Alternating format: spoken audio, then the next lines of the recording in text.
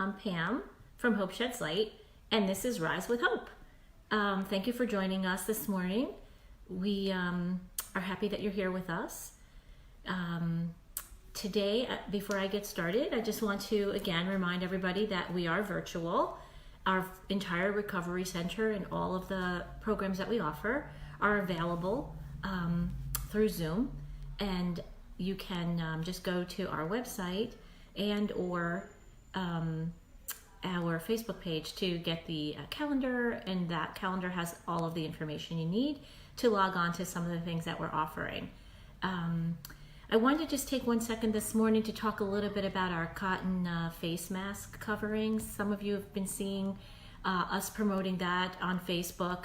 We opened up the ordering yesterday, just not knowing at all what the response would be, and we sold out in less than 2 hours.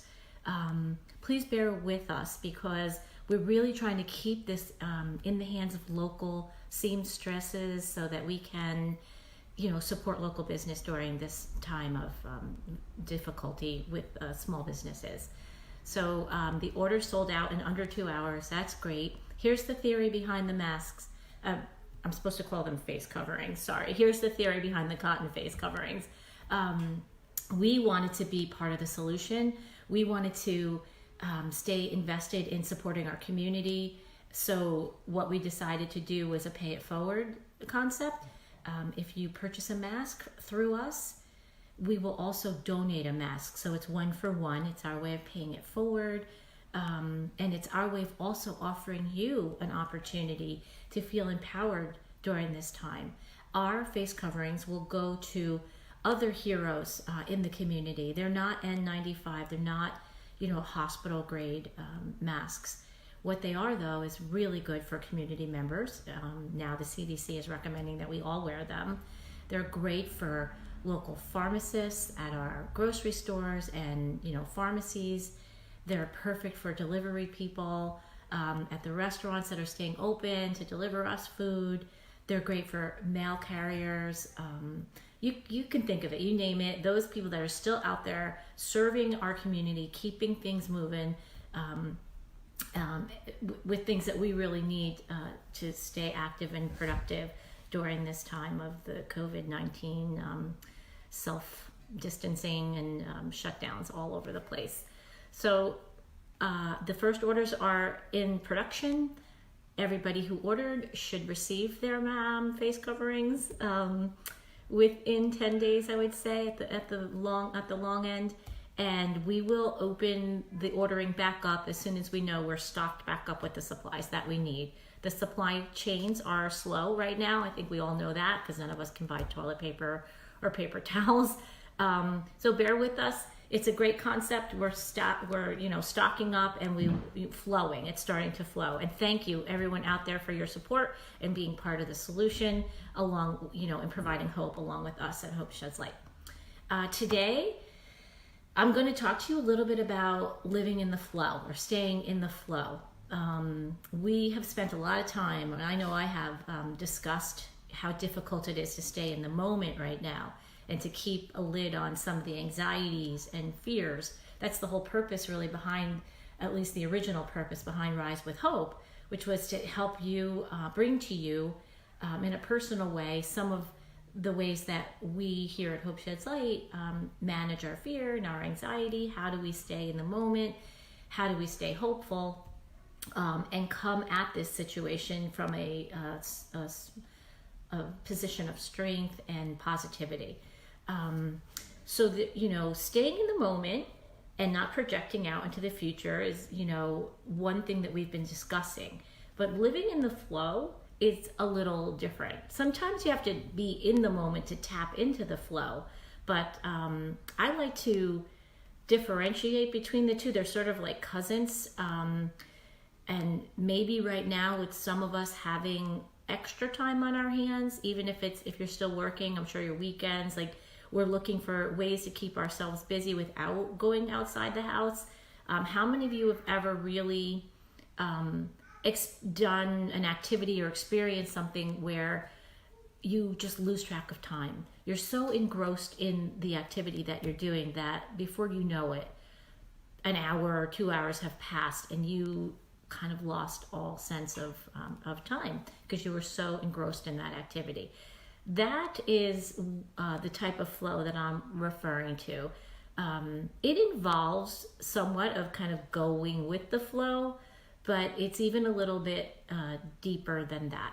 So I know for me, when I am in the middle of creating a new recipe or meal for my family, I can lose all track of time.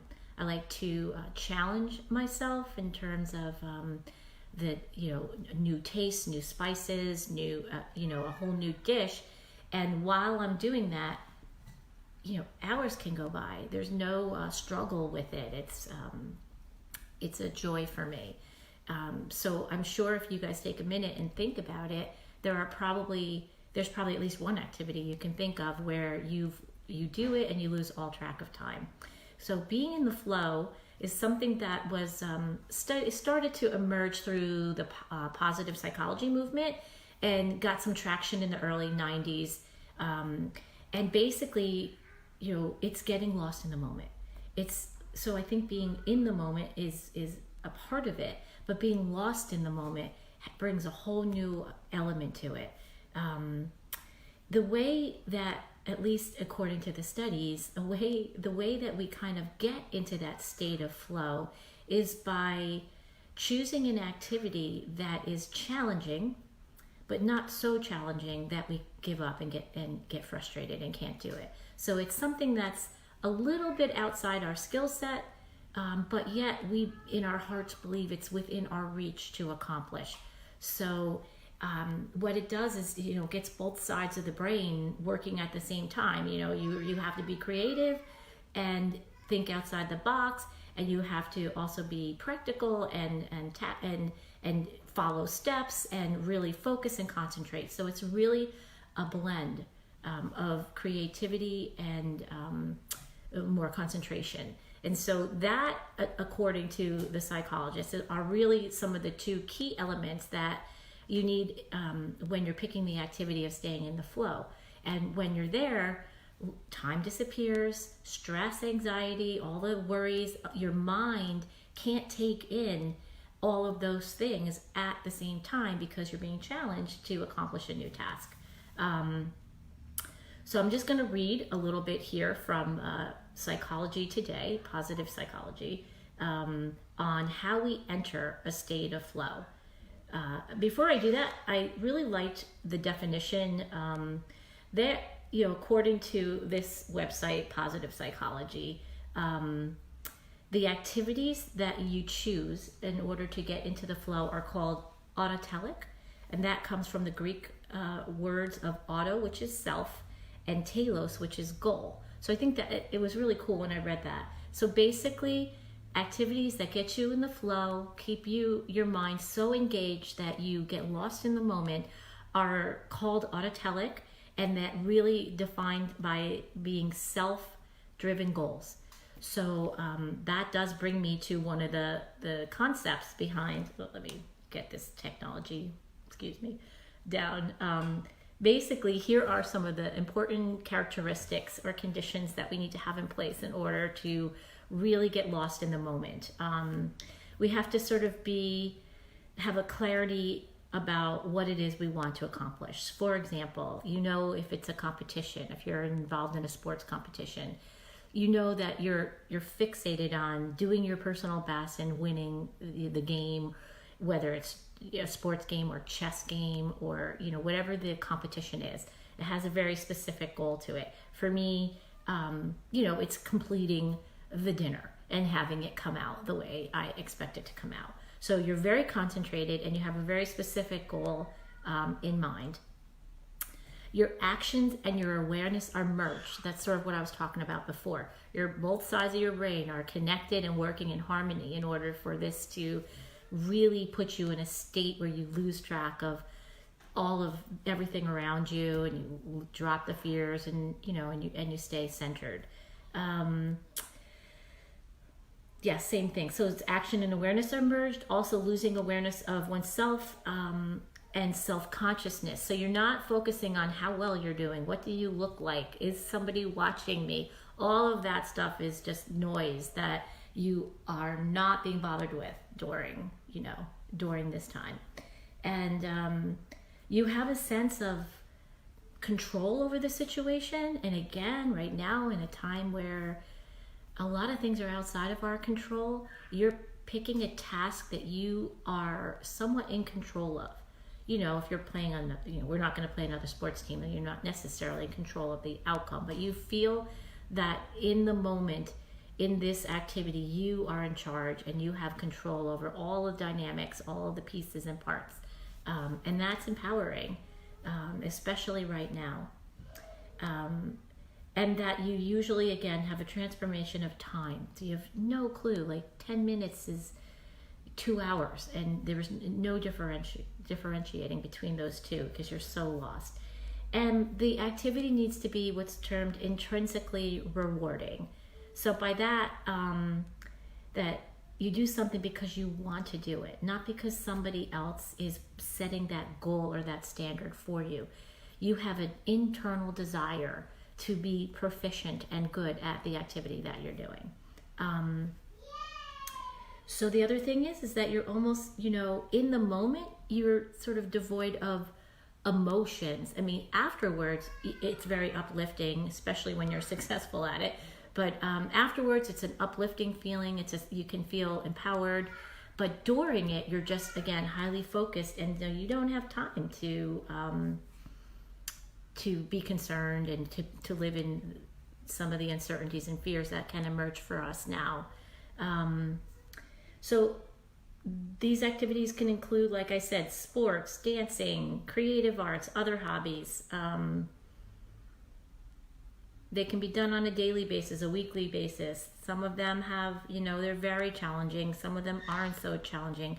The goal is to not pick something that's so far out of your skill set that you're not going to be able to get, lost in the moment. I just want to see if there's any other pieces to this that I want to make sure I didn't forget. They're saying that you can even get in the flow doing housework. I don't know about that. That wouldn't work for me, but the cooking definitely does work for me. Okay, so those are the key elements. I'm hoping that each of you can take some time to think about what activity might you get lost in, and especially one that you can do around the house. And it'll help you release some of your anxiety and fear because you won't be focused on it. It'll help you, spend some time during this time of being homebound, and will bring you a greater sense of control and fulfillment during a period of time where, some of us may be feeling a little out of control and concerned about the future.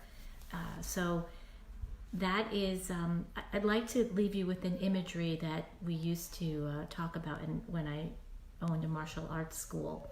And I'd like you to think about a brook or a stream that, a moving brook or stream.